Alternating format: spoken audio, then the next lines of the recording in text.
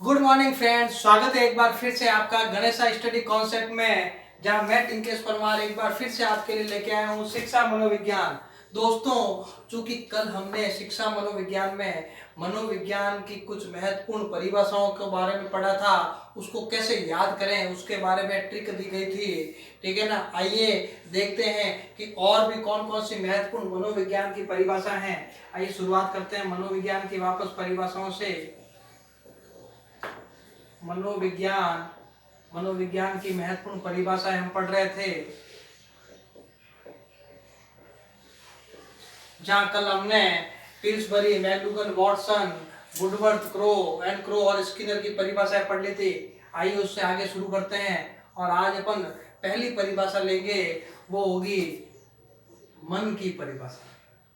मन ने क्या कहा मनोविज्ञान के बारे में, आइए देखते हैं। तो मन ने कहा, आधुनिक मनोविज्ञान का संबंध मानव व्यवहार के वैज्ञानिक खोज से है।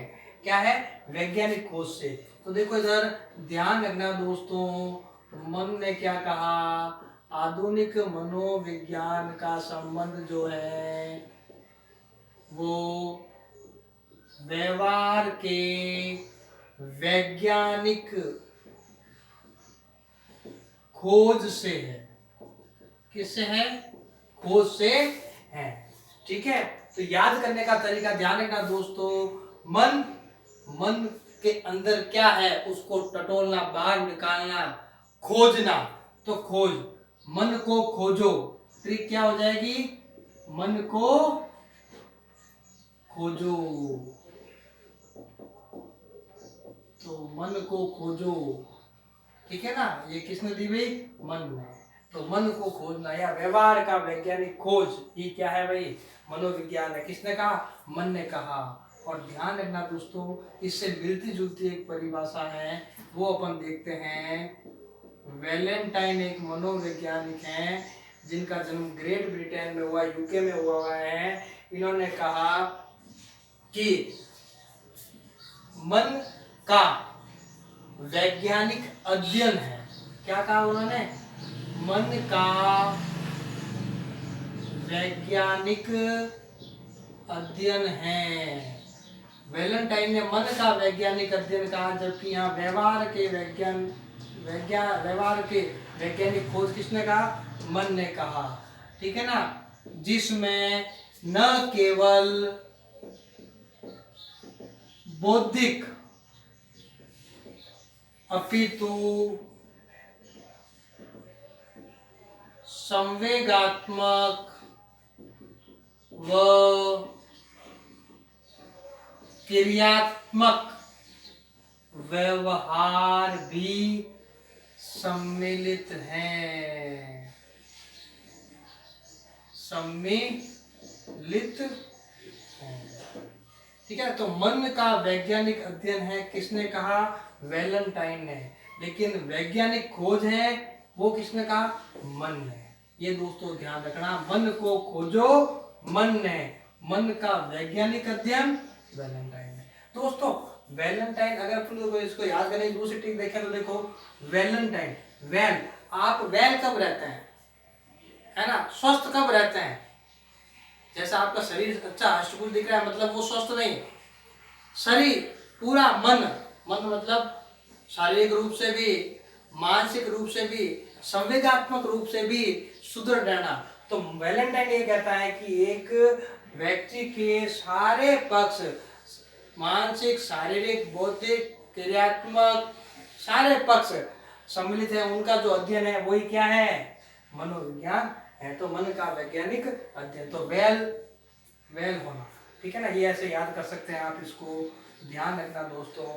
इसके बाद अपन चलते हैं थर्ड परिभाषा में, बोरिंग। बोरिंग क्या कहते हैं दोस्तों? हम बोर होते हैं तो घर वाले भी कहते हैं, घर में बैठे बैठे तो बोर ही रही, अरे बाहर जा, देख इतनी बढ़िया प्रकृति है ना, उसका आनंद उठाओ, मजा उठाओ। तो बोरिंग वही है, मानव प्रकृति का अध्ययन है। क्या है?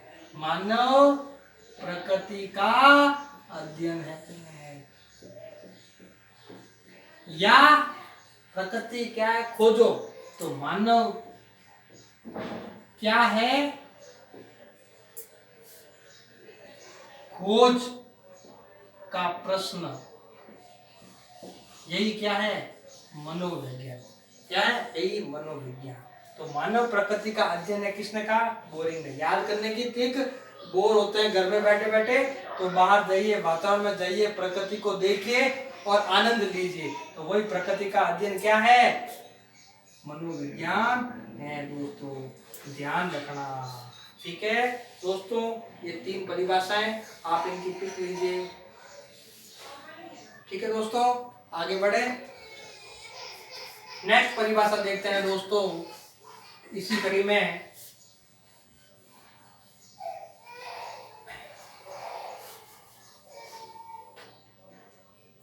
नेक्स्ट चौथी परिभाषा दोस्तों अपन लेंगे, एक बहुत अच्छे मनोवैज्ञानिक हुए हैं जिनका नाम है जेम्स ड्रेवर।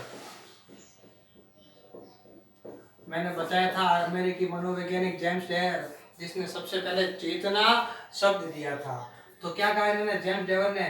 यह एक शुद्ध विज्ञान है जो मानव व पशुओं के व्यवहार का अध्ययन करता है। तो दोस्तों, मानव और व्यवहार के विज्ञान का अध्ययन करता है, वही जेम्स ड्रेवर के अनुसार क्या है? मनोविज्ञान है। ये थोड़ा ध्यान रखना।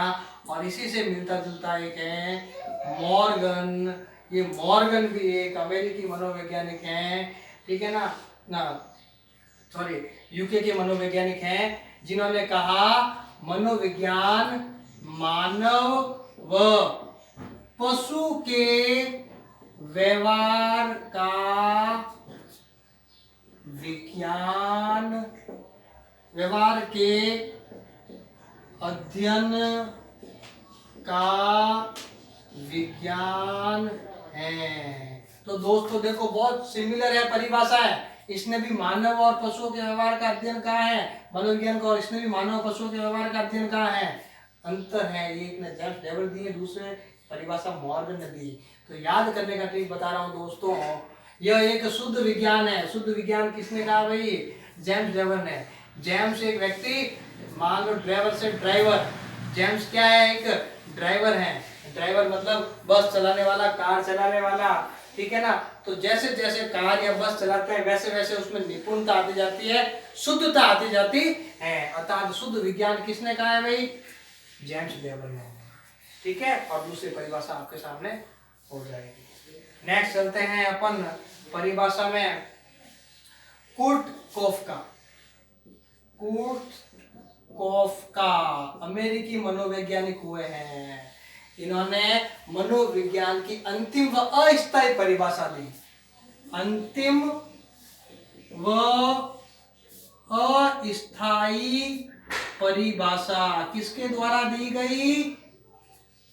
कुर्ट कोफका के द्वारा दी गई। और उन्होंने क्या कहा कि बाह्य जगत के संपर्क में आने के कारण सजीव प्राणियों पर जो प्रभाव पड़ते हैं उनका अध्ययन ही, उनके व्यवहार का अध्ययन ही क्या है? मनोविज्ञान है। और इसी से मिलती जुलती एक परिभाषा है जो दी गई है गार्डनर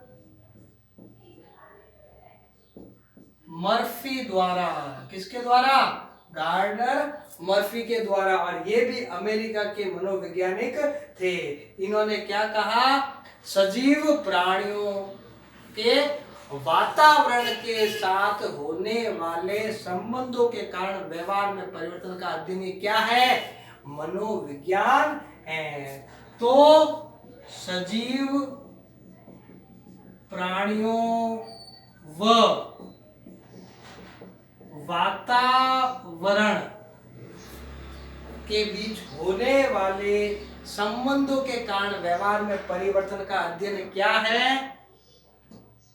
मनोविज्ञान। या सजीव प्राणी और वातावरण में होने वाली क्रियाओं के कारण जो प्रतिक्रिया उत्पन्न होती हैं उसे क्या कहते हैं? मनोविज्ञान कहते हैं। और सबसे इंपॉर्टेंट कई बार पूछी गई है परिभाषा, एक है एबिंगहास, ध्यान रखना, एबिंगहास। एबिंगहास ने कहा मनोविज्ञान का इतिहास तो बहुत लंबा है,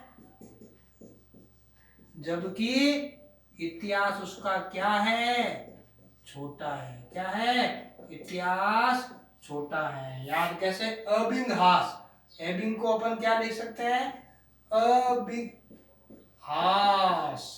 अबिग, मतलब अतीत, बिग को अपन बड़ा लंबा भी कह सकते हैं, तो अतीत बिग लंबा, हास मतलब इतिहास, हास मतलब इतिहास, बिग अतीत लंबा, हास इतिहास छोटा। किसने कहा, एबिंगहास ने। ठीक है दोस्तों, तो ये कुछ महत्वपूर्ण मनोविज्ञान की परिभाषाएं थी। ठीक है, कल अपन आगे बढ़ेंगे दोस्तों। धन्यवाद।